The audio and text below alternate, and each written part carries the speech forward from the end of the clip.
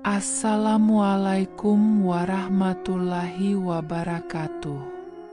Penonton dan pendengar setia kisah horor 24 yang ada di mana saja. Pada kesempatan hari ini ada kisah horor yang begitu menyeramkan, yang bikin bulu kuduk merinding seakan Anda semua terbawa suasana di dalamnya. Selamat menyaksikan dan mendengarkan. Pada sebuah sore yang kelabu, dengan kabut yang menyelimuti lereng Gunung Merapi, seorang pemuda bernama Aditya mengendarai mobilnya menuju Kaliurang. Ia baru saja mendapat kabar bahwa ia mewarisi sebuah villa tua dari almarhum kakeknya yang baru-baru ini meninggal dunia. Villa itu katanya telah kosong selama lebih dari 2 dekade. Aditya yang penasaran memutuskan untuk mengunjungi villa itu sendiri. Setelah perjalanan berliku-liku melalui jalanan yang penuh pohon cemara, ia akhirnya tiba di depan bangunan besar nan suram itu. Villa tua itu berdiri megah namun kusam, dengan cat dinding yang terkelupas dan jendela-jendela besar yang tampak seperti mata kosong menatapnya. Di sekelilingnya hanya ada pepohonan lebat yang membuat tempat itu terasa terisolasi. Malam mulai turun ketika Aditya membuka pintu utama yang berderit keras, seolah menyuarakan protes dari bangunan tua tersebut. Di dalam, aroma apek menyeruak, bercampur dengan wangi kayu lapuk. Lampu gantung besar di langit-langit ruang tamu bergoyang perlahan, meskipun tidak ada angin yang berhembus. Saat Aditya mulai menjelajahi villa, ia menemukan banyak barang peninggalan keluarga. Ada foto-foto hitam putih, perabotan antik, dan buku-buku tua yang berjajar di rak. Salah satu foto menarik perhatiannya. Sebuah potret keluarga besar yang diambil di ruang tamu villa. Namun, yang membuatnya merinding adalah bayangan samar seorang wanita di sudut foto, berdiri di belakang keluarga, dengan tatapan kosong yang mengarah langsung ke kamera. Mungkin hanya ilusi optik, pikir Aditya, mencoba menenangkan dirinya. Namun malam itu kejadian aneh mulai terjadi. Suara langkah kaki terdengar di lantai atas, meskipun ia yakin hanya dirinya yang berada di villa. Pintu-pintu terbuka dan tertutup dengan sendirinya, dan udara tiba-tiba menjadi dingin di beberapa ruangan tertentu. Ketika Aditya mencoba tidur di salah satu kamar, ia bermimpi tentang seorang wanita berpakaian putih dengan rambut panjang yang menutupi wajahnya. Wanita itu berdiri di ujung tempat tidur, memanggil namanya dengan suara berbisik, "Aditya, Aditya." Ia terbangun dengan tubuh berkeringat dingin. Saat melihat ke cermin di kamar, ia merasa ada bayangan lain yang berdiri di belakangnya. Ketika ia menoleh, tidak ada apa-apa di sana, tetapi suara bisikan samar terdengar di telinganya. "Jangan pergi." Keesokan harinya, Aditya memutuskan untuk mencari tahu lebih banyak tentang sejarah villa itu. Ia pergi ke rumah kepala desa untuk bertanya. Kepala desa, seorang pria tua bernama Pak Surono, terlihat cemas ketika mendengar Aditya menyebut villa tersebut. "Nak, villa itu punya sejarah kelam," kata Pak Surono dengan suara rendah. "Dulu, keluarga kakekmu tinggal di sana bersama seorang pembantu bernama Sari. Sari adalah wanita muda yang cantik, tetapi ia mengakhiri hidupnya dengan tragis di villa itu. Ada desas-desus bahwa ia jatuh cinta pada kakekmu, tetapi cintanya tidak terbalas. Ia gantung diri di kamar utama. Sejak itu, villa itu menjadi tempat yang angker.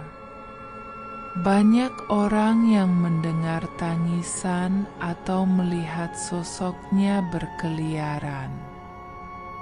Aditya merasa bulu kuduknya meremang mendengar cerita itu. Ia segera kembali ke villa untuk mengambil barang-barangnya dan pergi. Namun, saat ia memasuki kamar utama untuk mengambil ponselnya, ia melihat sosok wanita berdiri di depan jendela menghadap keluar. Rambut panjangnya tergerai dan pakaiannya tampak lusuh. "Siapa kamu?" teriak Aditya. Suaranya bergetar. Namun, sosok itu tidak menjawab. Ketika ia mendekat, wanita itu perlahan menolehkan kepalanya. Wajahnya pucat, dengan mata kosong yang seolah menatap langsung ke dalam jiwanya. Mulut wanita itu bergerak, tetapi suara yang keluar terdengar seperti jeritan bercampur rintihan kesakitan. Aditya berlari keluar dari kamar, namun pintu-pintu villa tiba-tiba tertutup rapat. Ia merasa terperangkap. Suara tangisan mulai terdengar di seluruh rumah.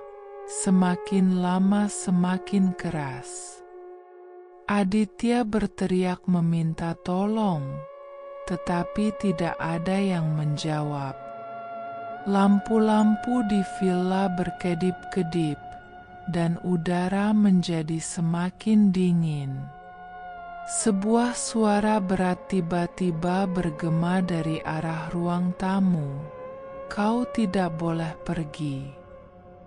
Dalam keputusasaan, Aditya menemukan sebuah buku harian di meja ruang tamu. Buku itu milik Sari, dan di halaman terakhir tertulis, "Cinta ini telah membunuhku, tetapi aku akan tetap menunggu di sini hingga ia kembali." Aditya menyadari bahwa yang dimaksud Sari adalah kakeknya.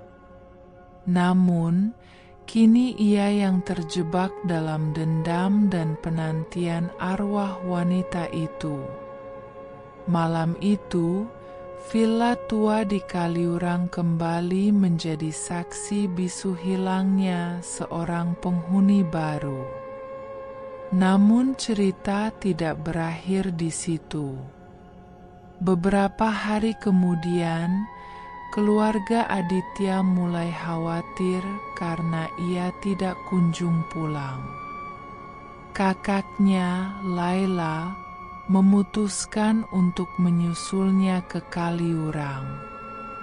Laila adalah seorang jurnalis dan ia memiliki naluri tajam untuk mengungkap misteri.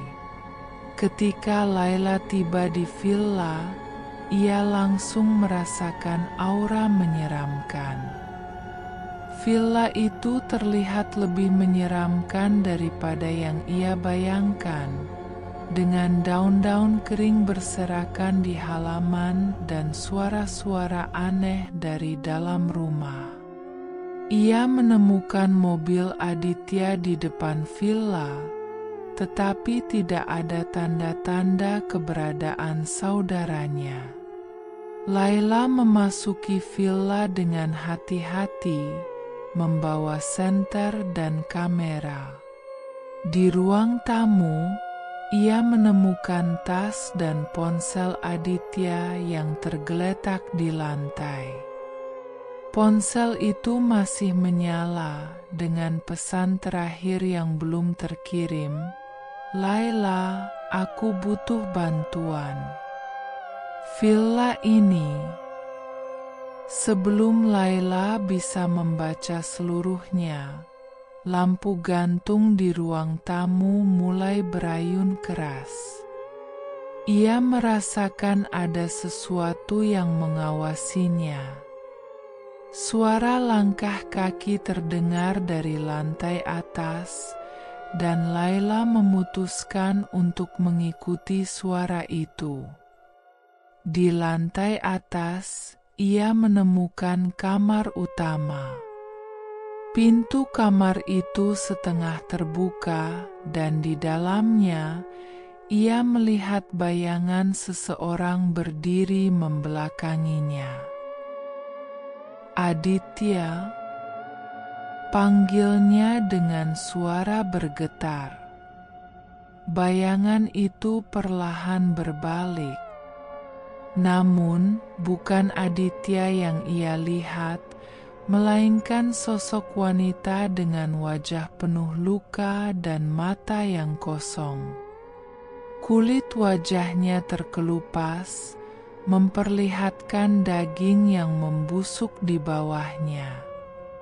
Wanita itu berjalan mendekatinya sambil berbisik, "Kau juga akan tinggal di sini selamanya." Laila berlari keluar kamar, tetapi jalan di villa terasa seperti labirin. Setiap pintu yang ia buka hanya mengarah kembali ke ruangan yang sama. Dalam keputusasaan, ia menemukan buku harian yang sama yang dibaca Aditya. Kali ini, halaman baru telah muncul. Satu persatu akan kembali. Tidak ada yang bisa pergi. Cinta ini adalah kutukan abadi. Sementara itu, suara-suara dari berbagai arah memanggil namanya. Dinding-dinding villa tampak bergerak, seolah mencoba menelannya hidup-hidup. Cahaya lampu senter Laila tiba-tiba meredup, dan ia merasakan udara dingin menusuk hingga ke tulang.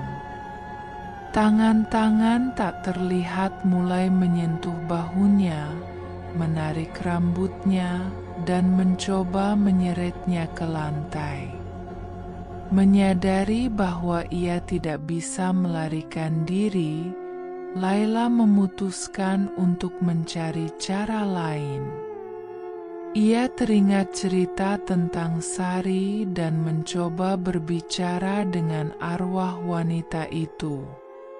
Dengan suara tegas namun penuh empati, Laila berkata, "Sari, aku tahu kau merasa sakit dan dikhianati, tetapi ini bukan cara untuk menemukan kedamaian." Tangisan mulai terdengar lebih keras, tetapi sosok Sari perlahan muncul di depannya. "Aku hanya ingin ia mencintaiku," bisik Sari dengan suara yang menyayat hati. "Tapi aku ditinggalkan. Kau layak mendapatkan kedamaian," kata Laila. "Kebencian ini hanya akan mengurungmu di sini. Lepaskan." Air mata mengalir di pipi arwah itu, dan sosoknya perlahan memudar. Namun, sebelum menghilang sepenuhnya, ia berkata dengan suara mengancam, "Jika kau gagal, aku akan kembali dan kau tidak akan selamat." Villa tiba-tiba menjadi sunyi, dan Laila menemukan dirinya berdiri di luar, dengan Aditya yang tak sadarkan diri di sampingnya. Namun, ketika mereka pergi, Laila merasa sepasang mata masih mengawasi mereka dari balik jendela villa. Mereka berdua selamat, tetapi tidak pernah kembali ke villa itu. Villa tua di Kaliurang kini menjadi legenda yang lebih mencekam, dengan kisah keberanian Laila yang berhasil mengusir kutukan. Namun, sebagian warga percaya arwah Sari mungkin belum sepenuhnya pergi.